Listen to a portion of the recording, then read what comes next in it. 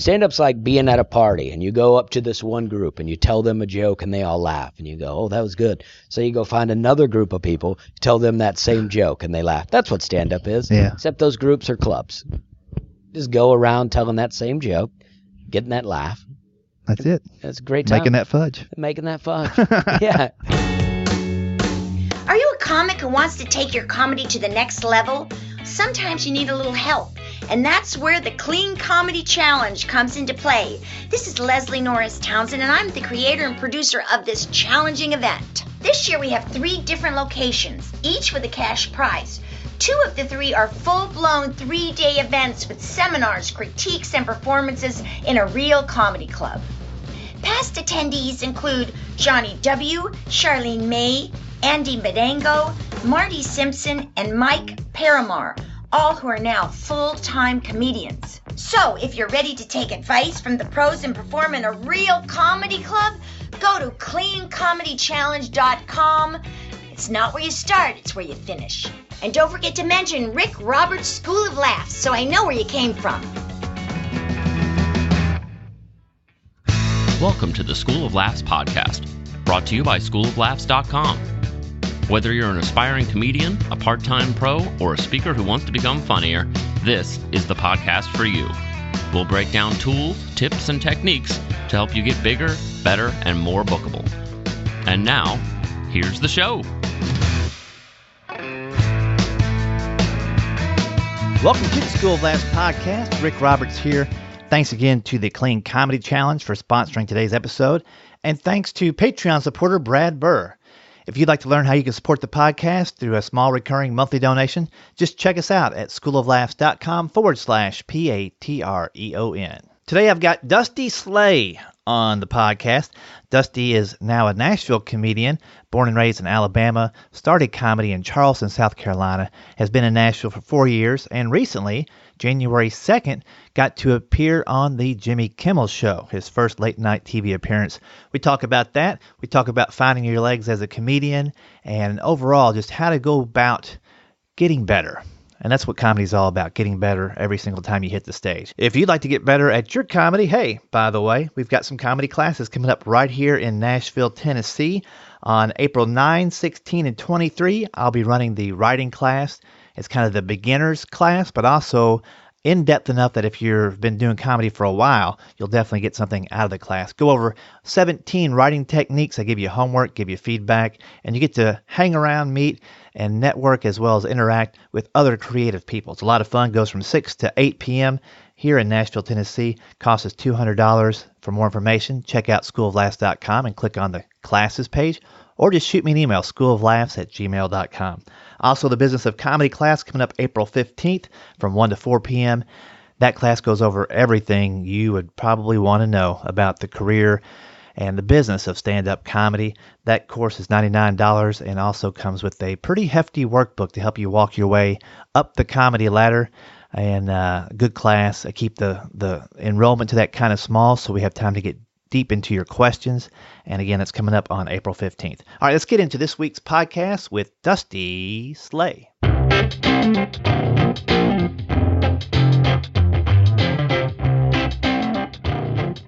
Well, welcome to the School of Laughs podcast. Got Dusty Slay sitting across the table. How's it going, sir? It's going great.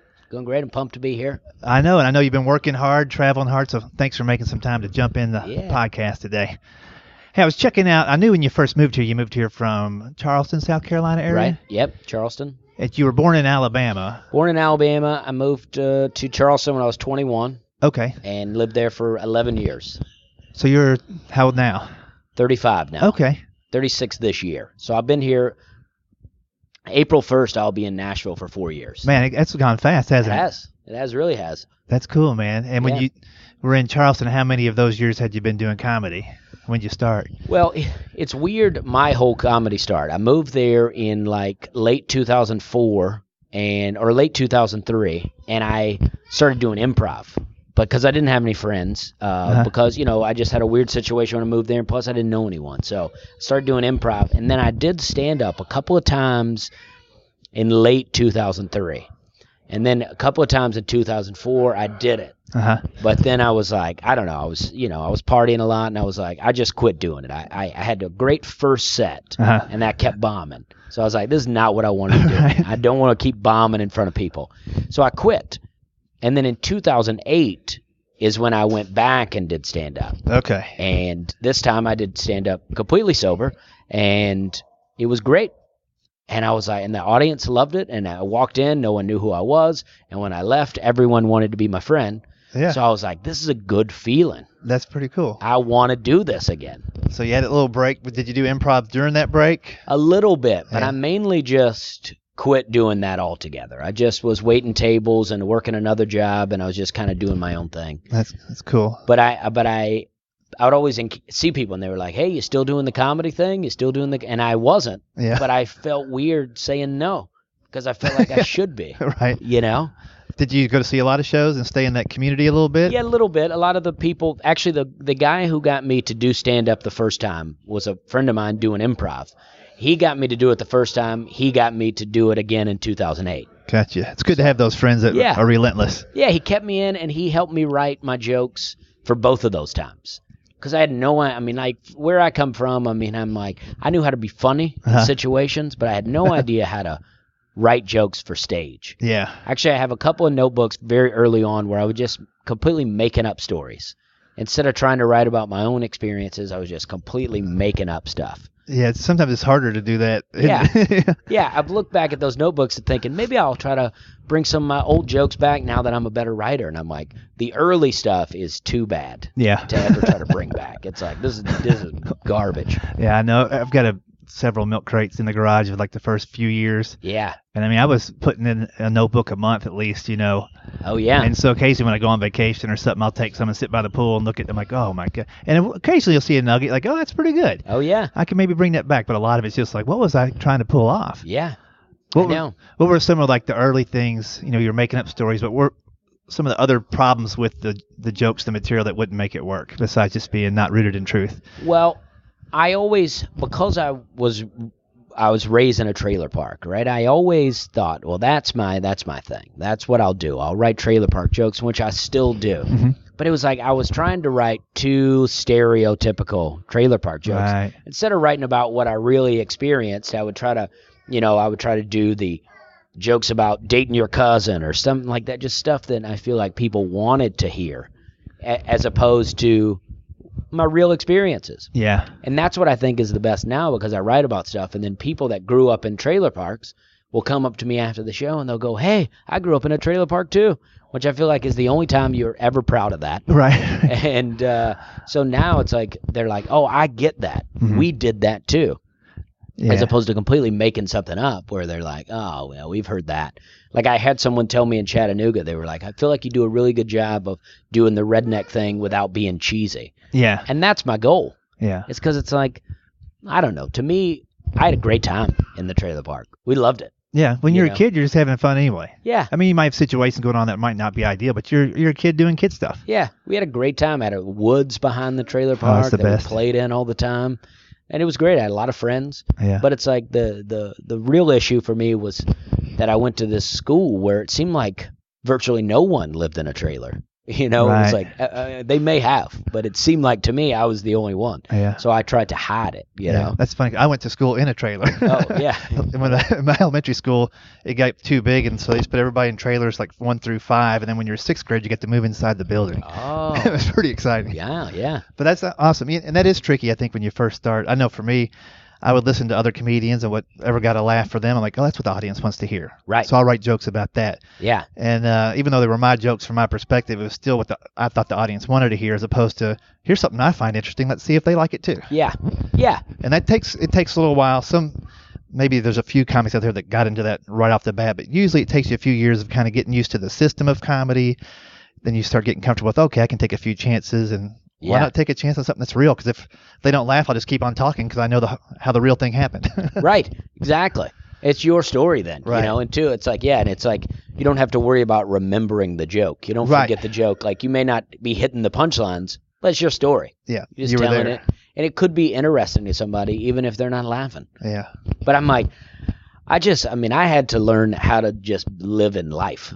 I mean, really, I had I felt like I don't want to say that. I mean, my parents are fine. They have jobs and friends and things like that. But I felt like that I just had this real learning curve of life in general that it took me my 20s to figure out. So I wasn't prepared to be telling jokes about life. Yeah. When I didn't even know how to live life. No, I think it's fair. I think most people, myself included, 20s are still trying to figure it out. Yeah. You know, I think my first major decision was like when I was 25, like I wanted to quit smoking cigarettes. I'm like, that's an adult thing to do. Yeah. You know, and now I'm like, I can't wait till I'm 65. I'll start smoking again. You know? Right.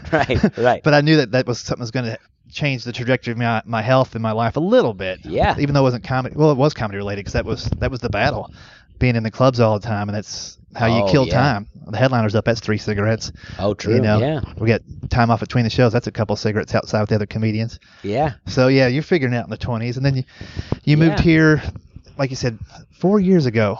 Yeah, I was 32. Yeah. And I quit drinking at the end of 29. Okay. And that is my, like, I don't know. I never did any road comedy as a drinker, which is probably why I have a career. So you were home based doing stuff in Charleston area. Yeah. And it wasn't like so bad. It'd be me and my buddies. We'd go do an open mic and then we'd drink after and party. Yeah. But I always say that, I feel like I did, about 6 years of the same 20 minutes, and then I quit drinking and wrote an hour. Yeah, it is. Yeah, I was drinking on the road quite a bit back in the day too, and you're just kind of in sustain mode the whole time. You're like lather, rinse, repeat. Hey, it was kind of fun last night. I was kind of funny, but then you clear some of that stuff out and you can really focus. Yeah. You have more time. The time you have is more clear. Right. Your mornings start a little bit earlier and you have more clarity before things get crazy. Yeah, and you remember what you said on stage. Yes. That was my problem. I would do a great joke, I'd be like, get a great laugh, and then I would drink, and I'd be like, and then I just wouldn't remember what it was, so I couldn't repeat it.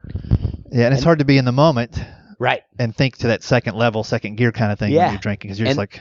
And then it felt like there was like this perfect place you could be in, the perfect buzz that you could be in to tell jokes. So you're like, all right, well, last night I had 2 beers and a shot. Let's do that again to try to get back to that place. And then you never can find that place. Yeah, because that's a meandering kind of place. Right. So you quit drinking before you got to Nashville. And did you feel like you had kind of done everything you could do in Charleston, or were you just looking to move to a bigger city? Or I did to more a degree. I mean, I love Charleston. I still think that it's a cool town. Such a great, fun place. But it's like nothing's close. I mean, Charlotte's close and they got a club, but that's really it. So for me to travel, I mean, now being in Nashville, I can go to, Jackson, Tennessee is right there. You have Birmingham, Huntsville. Everywhere's within 5.5 hours, a lot within 3. Yeah. I mean, Indianapolis is just 4. Yep. Lexington, Kentucky is really close. I'm going to Cleveland this weekend, and even that is not that far. Right. But from Charleston, really far. But yeah, it's a great place to travel out of, and it seems like pretty quickly you kind of meshed right into the scene here. Yeah, I think the great thing about comedy is if you are funny, you don't even have to be great. But if you're funny and nice, you go to an open mic, you make people laugh, and then everybody's your friend. Yeah. That's the great thing about the comedy community. Like sometimes you don't even have to be funny. You just keep showing up. And everybody will be your friend. That's true. Yeah. If you're even more so maybe if you're supporting the scene. Yeah. Yeah, but it's like I came in, and I'm like, my goal was, I had all these, like, because I recorded my album here in Nashville, but I had all that material already. So I came in with, almost an hour's worth of stuff. So I was hitting open mics, not doing any new jokes. So I was like, I'm coming in to impress people. Yeah. Show them what I got. Right. And then I'll work on some other stuff later. Yeah. And then Chad Ryden, I mean, I had already done Zany's one time because I met my manager now before I ever moved here. And he got me on a gig at Zany's. He got me on a Wednesday night opening for Pablo Francisco. Oh, yeah. And I had never done a comedy club because in Charleston we just had theaters. So I had never done a comedy club. So they say, you're going to do 15 minutes clean. And I was like, great. And then they came in, it was Casey at the time was the man. He came in and he said, the host didn't show up.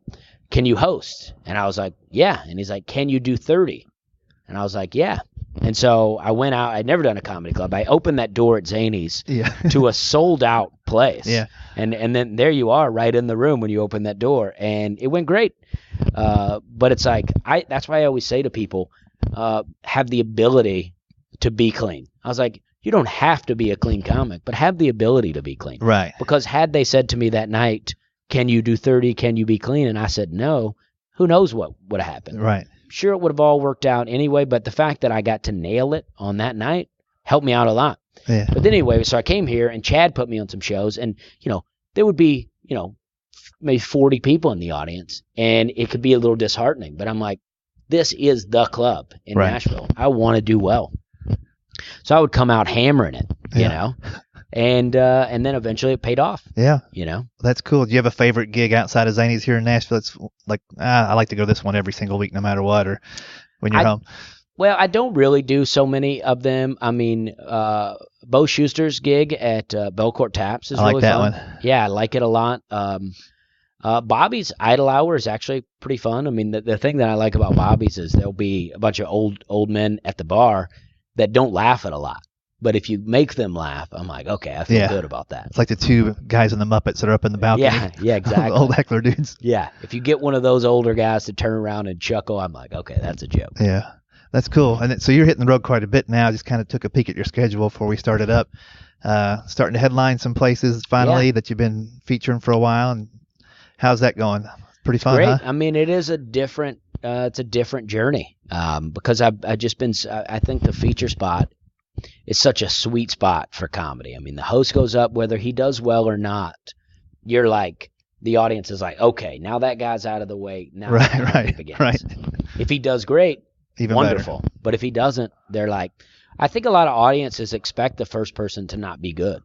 And it's unfortunate because a lot of them are good. Yeah. But the audience writes them off.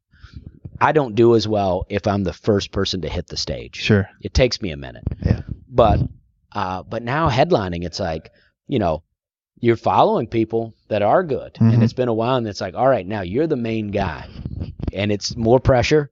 And then the check drop happens. You're having to sustain this whole show. And it's like, I had a guy at the early show on Saturday who was the front row, and he said a pretty insulting thing to me that I don't think anyone else heard, but it infuriated me. And there was nothing I could do. You know what I mean? I tried to make some jokes with him, and they were bombing, and I was like, I just have to. It was like, we're talking 5 minutes into the 45 minutes. So now I just have to shake it off. I wanted to just go. What I needed was 5 minutes to just go, breathe a bit, and come back. Right. But you can't. You don't have that. Right.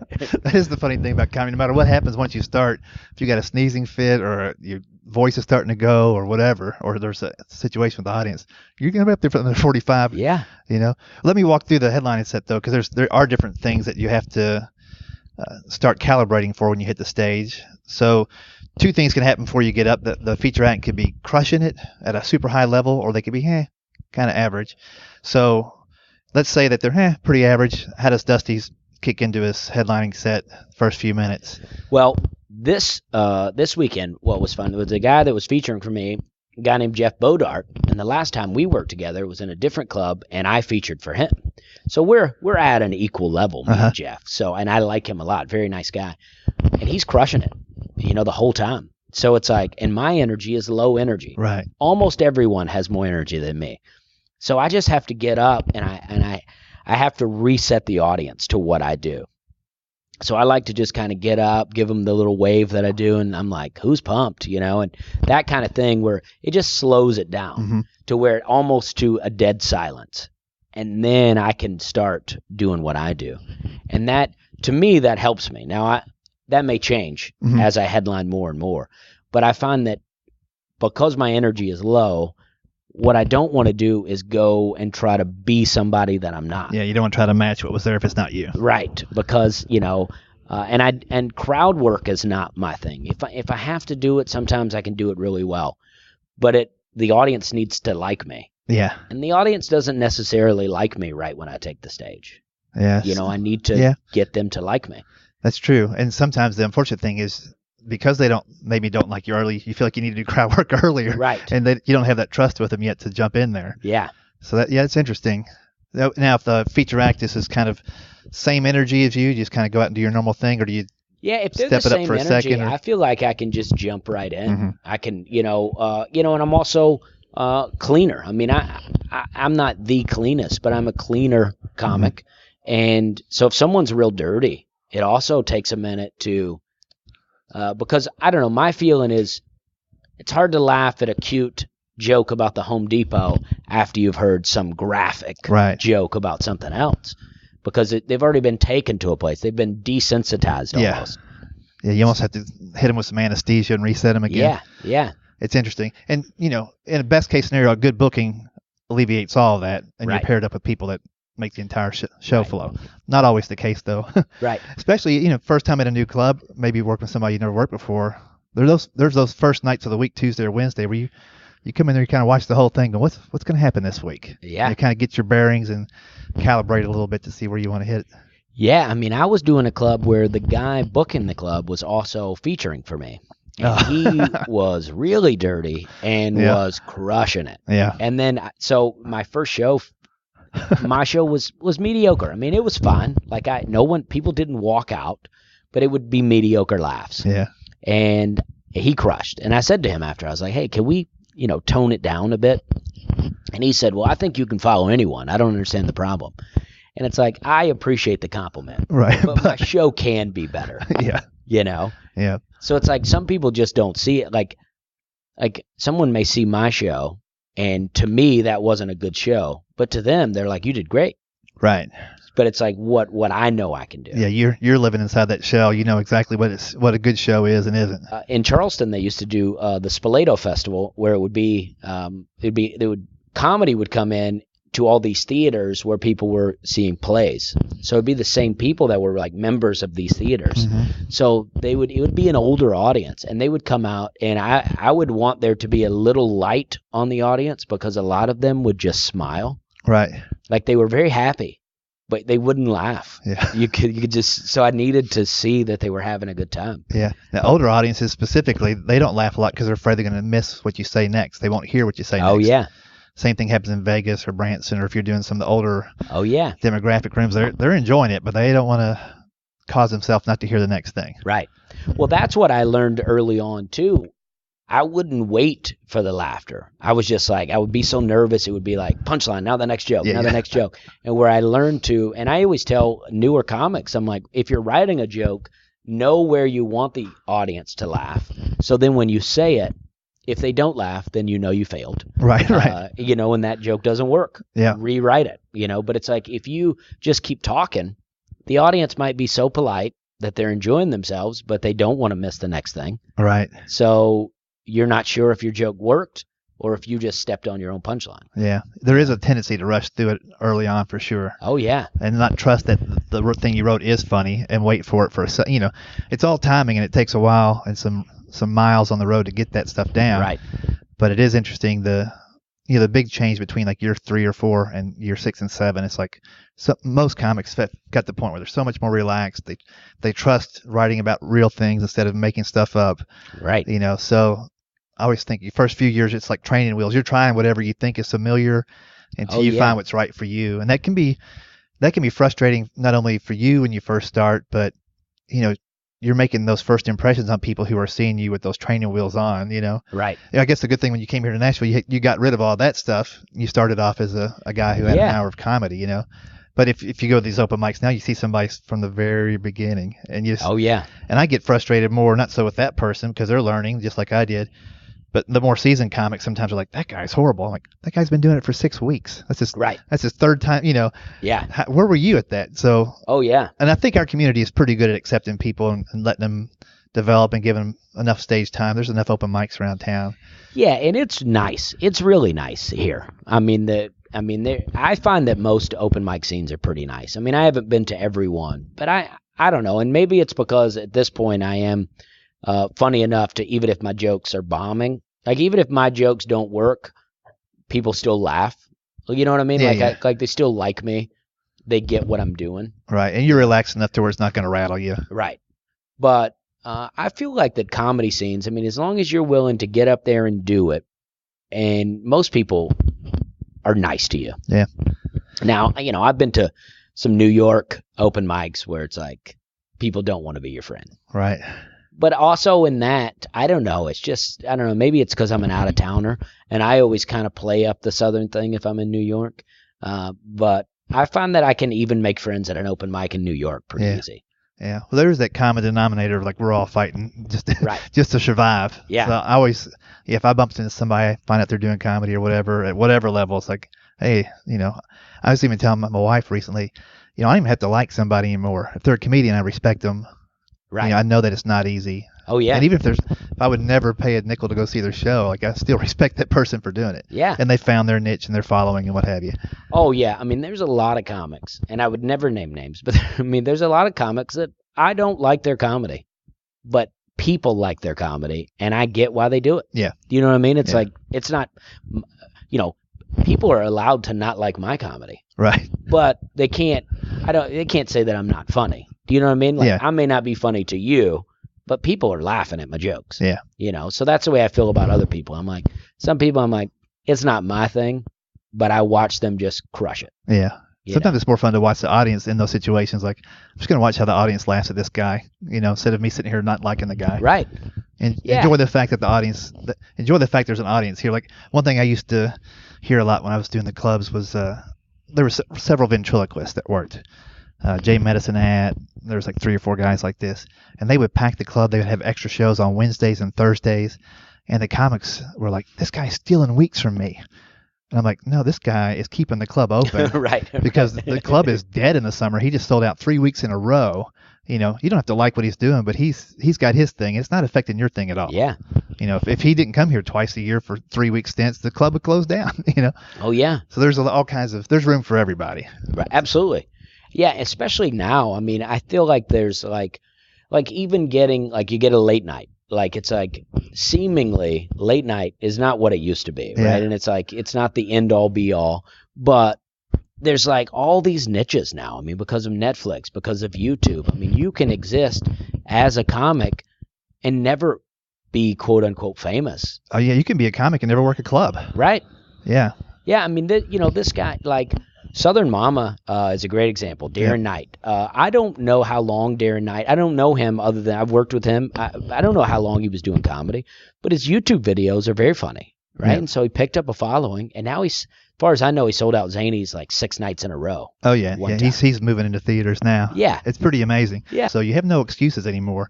Right. Like back in the day, I couldn't get the late night. I was too old. Whatever it might be. Yeah, you can make a couple excuses. But Yeah. now you have a channel. You have Right. multiple channels, and if you have time to develop that following, you really can do a lot more with less. Right. Now let's talk about your Jimmy Kimmel, because that was less than 2 or 3 months ago. Yeah, first of January. I think it was Okay. January 2nd. So let's go backwards a little bit. At what point did you start pursuing? Was it Kimmel in general, or were you pursuing all the late nights and that one came through first? What was the steps? I actually wasn't pursuing them at all. I mean, I did want to get late night, but I didn't really know how to pursue them. Mm-hmm. I just I submitted to the Bridgetown Comedy Festival in Portland, which I heard was a great festival, and I didn't expect to get in. I'm like, because I mean, the way I see a lot of festivals, and the lineup will be New York, Chicago, LA comics. Uh-huh. Not a lot of Nashville comics on there. So I didn't expect to get in, and I did. And they really liked my video, and I had a great time. Portland is a great festival. And while I was there, I met, a booker for Just for Laughs and a booker for Conan, and I got an audition for Just for Laughs out of Bridgetown. So I went to New York and did the audition. I didn't get Just for Laughs, but the Kimmel booker was at the Just for Laughs audition and asked would I like to do Kimmel. And I was like, yeah, of course. And so I just, I had to send them some videos, and we went kind of back and forth with narrowing it down till we got to the jokes that I wanted to do. And it took longer than it should have, but that's probably my fault, because I would get a video and I would go, I don't want to send them this one. Yeah, I want it to be the best. So how long was it? It took, I did Bridgetown in May, and I filmed Kimmel in December. Gotcha. So, but I did, Bridgetown in May, and then probably Just for Laughs about a month later. So it probably took 6 months. There you go. So Probably could have took 3 if I'd have just not been so worried about getting the perfect video. Well, I mean, I think it's better sometimes to to wait and be over prepared and be comfortable and ready than it is just to take advantage of the situation really quickly. Right. You know? I also didn't want to send them a bad video and then be like, nah. Yeah. Why do we like this guy again? Right, exactly.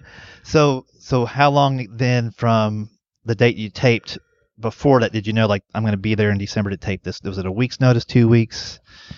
It was, I think it was about 2 weeks. Mm-hmm. Yeah. They let me know. They say, hey, all right, we're going to have you come on out. And I think it was earlier than I expected. I think it was going to be like a month, and then it ended up being like 2 weeks. But it was during the week, so I mean, even it didn't affect any of my gigs. I mean, I had a couple of gigs that I put together, like smaller gigs that I had to cancel, but no clubs. It didn't affect any of that. And so from the day you knew it was 2 weeks out, did you just open your shows with that 5-minute set just so you had it nice and smooth, or what was your process for kind of getting it tight? Actually, once I got it sent to them, I don't know that I really did it anymore until I got there. Really? Because I had wore it out. Because I've been trying to get this perfect tape. And it's like, I just stopped. Just to keep it fresh? Yeah. Because I mean, like, once I tell a joke too many times, it loses something. And then I have to stop telling it and try to or either switch up the order, try to do something different with it. But I got to, the thing, and I had to film it or had to run through my set for the crew. Right. Just so they could get the cameras right and whatever, or to see if they wanted to do it or not. They could have been like, you know what, we're going to pass. Yeah. So I got in there doing it for the crew, which made me really nervous because it's just like 8 people. And I got nervous and I fumbled on some jokes. I don't think anyone noticed, but I knew. And then I was like, oh no. So I went to my hotel room right after that, and I just said it to myself 1,000,000 times. Right. And so when actually filming it, I got it spot on. I didn't miss a beat. Yeah. But I never opened with it when I was practicing it. Because I don't know, that's not how I ever open. I never come right out going, I grew up in a trailer park. Right. But because of the time restraints, I didn't want to do my joke about tornadoes in the trailer park without letting people know that I grew up in a trailer park. Yeah. Because then I seem like I'm bashing people in the trailer park. Right. Which is not what I want to do. Yeah. So for me, I would have loved to have started a different way. But it was the only way it could work with time. And describe that setup, because on TV it looks like a very... not very deep room, kind of wide, and it doesn't look like your typical setup. I think he's trying to make it feel like a comedy club. Yeah. But what did it feel like? Because it looks like they're right up on you, but tell me. It's a great setup, but the way that they like the episode that I was on, it was pre-taped. I had they saw The Rock, Dwayne Johnson, right, and Guillermo del Toro, the director. They were the guest. So this audience had just watched them. They had just seen The Rock. And then after they watched that for about an hour, they stand that whole audience up and move them to a different room, and they set them down just for me. So they have a guy kind of directing them on what to do, and he was a funny person, but he wasn't doing jokes. Right. So they just come sit down to see a comic they've never seen before.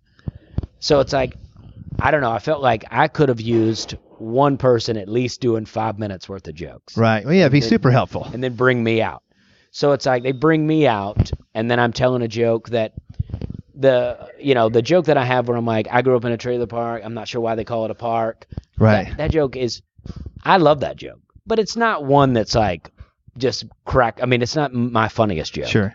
So to open with that, it was kind of like, okay, we're easing in. But by the end of my set, huge laugh on the ice cream joke. So it's like, that's the part where I'm like, all right, now let's get started. Now we're doing some comedy. Right. Yeah, you definitely, they should have had a guy doing a little stand-up. Yeah. Set up, punch. Right.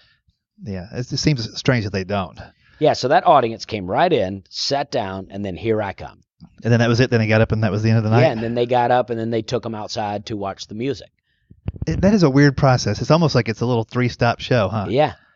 It seems to me, and I'm not in Hollywood, so right. But why not have 10 comics come in that you're going to tape for the show, right? And just put on a little comedy show in that little room, and so there is rhythm, and it's building, and there's high energy, and the crowd's in there for a full comedy experience.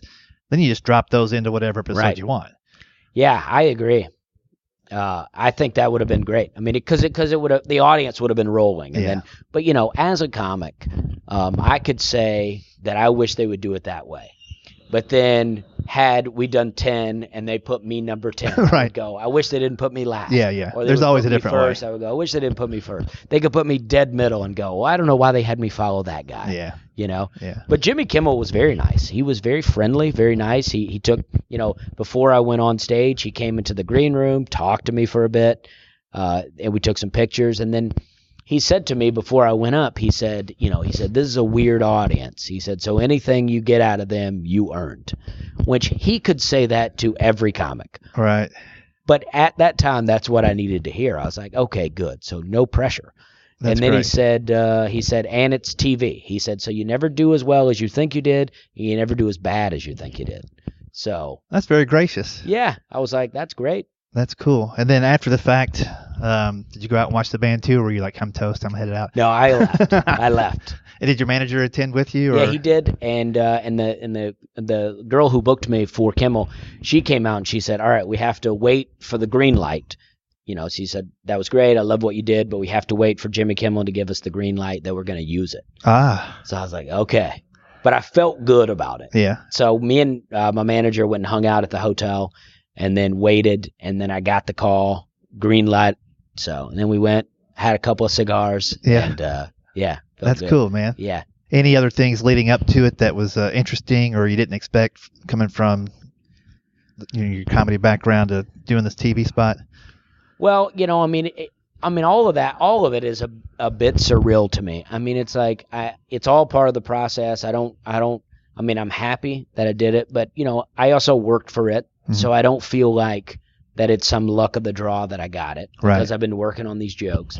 But yeah, it is nice to think that just 5 years ago, I'm sitting around with my friends and we're talking about what jokes we would do if we got a late night spot. And then to have a late night spot now, it feels really good. Well, so this is a good question. What advice would you give people who are in the ballpark? They're ready, more or less, material-wise, but what steps should they be thinking of in the back of their head to kind of be prepared if the opportunity presented itself? Well, I think that especially if you're working the road, because when I started comedy, I was doing only short 5-minute sets, and I was really great at doing 5-minute sets. And then I hit the road, and now I'm doing 30-minute sets. So I'm like, all right, it's different to do a 30-minute set than it is to do a 5-minute set. And I think that you get so used to doing the long set that when you're back to doing a 5-minute set, it's a whole new challenge. I would say that it's a good idea to be working on those 5-minute sets, to know that if you're doing 5 minutes, how can I do from beginning to end with callbacks and do a complete set in 5 minutes, right? Or even 4 minutes might even be better, because it's like I just think that if you're working the road a lot, like if I go to a festival, the LA comics and New York comics, a lot of times they're the best, but that's because they only do 5-minute sets, right? Right. Whereas if I always wanted there to be a comedy festival where we're doing 30-minute sets, right, so we can really show what we can do, But I think it's a good idea to exercise all those muscles, to be practicing a 5-minute set, a 4-minute set, just in case you get that audition. And to pursue festivals too as part of your mix. Right. Get a good video. I mean, people they really forget the video. I mean, the video that I had it wasn't particularly high quality, but it was a video where the audience was laughing, you could see my face really well, and you could understand what I was saying. Right. So many of my videos, people can't understand what I'm saying, and that's the problem. Yeah. Like I've got, I had a couple of opportunities for America's Got Talent where I was asked to send in videos, and they would say the owners of this America's Got Talent are British, and so they can't understand. We need better sound quality. But then I got them better sound quality, and they still didn't pick me. But like, we clearly hear that we don't want this guy now. Right. Cheerio. Right. That's pretty funny. Oh, that's what he's saying. No, thank you. It's even worse than we thought. Yeah. That's hilarious. Well, what's on your horizon now? I know you're headlining more places, and we were talking about that a little while ago. Any short and long term goals on your list, or you're a guy that doesn't keep a list? Well, I met I met the booker for Conan when I was at Bridgetown, and I would love to do Conan. I would love to do all the late nights. I mean, obviously. So, I'm going to work to do those, but I'm also working on creating content. Like I'm doing some YouTube stuff now where I'm just, but I'm not trying to be like, I don't know. I spent so much time trying to be like, I want to create the funniest thing and put it on YouTube. It's got to be the funniest thing. That now I'm just like, I'm going to do something I enjoy. So I've been doing this top 5 country songs. Yeah, I've checked that out. On YouTube. And it's like, I don't know. Because I've been doing that, I've gotten better at editing. I've gotten better at doing them. The videos that I've created now, I think that I have in the backlog to release are better than the ones that I put out because I've gotten better at doing that. And yeah, I mean, I want to write more material. I want to get another album together, which has been a slower process than I would have liked.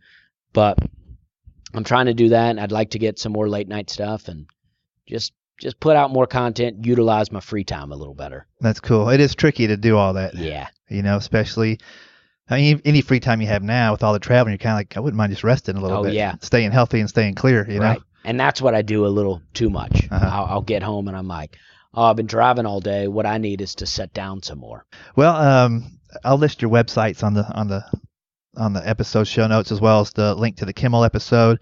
Yeah. I can link to your 5 country song. Yeah. I'll link to a bunch of Dusty stuff. Yeah. I mean, the if you like country music, I think that you'll love that because my goal, I mean, I'm not as into new country, but my goal is not to talk about what I'm not into. Right. It's to talk about what I am into. And I grew up on 80s and 90s country. And as I got older, I've gone back to 60s and 70s country. And so I'm basically 4 decades, I'm trying to pick top 5 of different categories. Yeah. And then make jokes about it. Yeah. But not the low-hanging fruit jokes. I'm not trying to bash country music. I just think some of the songs are funny. Yeah. I mean, I think they have funny lyrics that we miss. Yeah, many times. Yes. Yeah. In fact, there's probably not a song out there that doesn't have some kind of thing you could take literally and go, what? Right. One of my favorite jokes ever is a friend of mine, Jeff Gage in Columbus, Ohio, does a joke about Thin Lizzy. Okay. He's like, the song Jailbreak. He's like, there's a lyric in there. It says, tonight there's going to be a jailbreak somewhere in this town. I'm not a private eye, but I'm guessing somewhere near the jail. Right. There are probably not a lot of jails in the town. Yeah. Cool, man. Dusty, it's great to finally catch up with you a little bit. Thanks for doing the podcast. I like that we shook hands on audio. Yes. We did just shake hands. I'm not sure if it was loud enough, but yeah. Maybe we'll high five. Yeah. There it is. Boom. There we go. Thanks, buddy. Yeah. Thank you. Thanks for having me. This is great. You bet.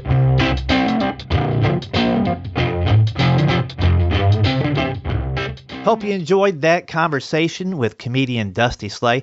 You can check him out, dustyslay.com. I'll have all of his links in the show notes. You can check out his Kimmel appearance. You can check out his YouTube channel and the things he does with country music videos. Very cool. And I'll link to his website on there as well. Don't forget, in April, I'll be running the writing comedy class on April 9, 16, and 23 from 6 to 8 p.m. Cost is $200, as well as the business of comedy class April 15th from 1 to 4 p.m. Course cost on that is just $99. Thanks a lot for listening. I'll talk to you guys next time. Stay safe and stay funny. Thanks for listening to the School of Laughs podcast. If you'd like to hear more School of Laughs podcasts, you can find them on iTunes and Stitcher.com. And don't forget to subscribe and leave a review. For information on upcoming live and online classes, visit schooloflaughs.com. Until next time, stay tuned, stay focused, and stay funny.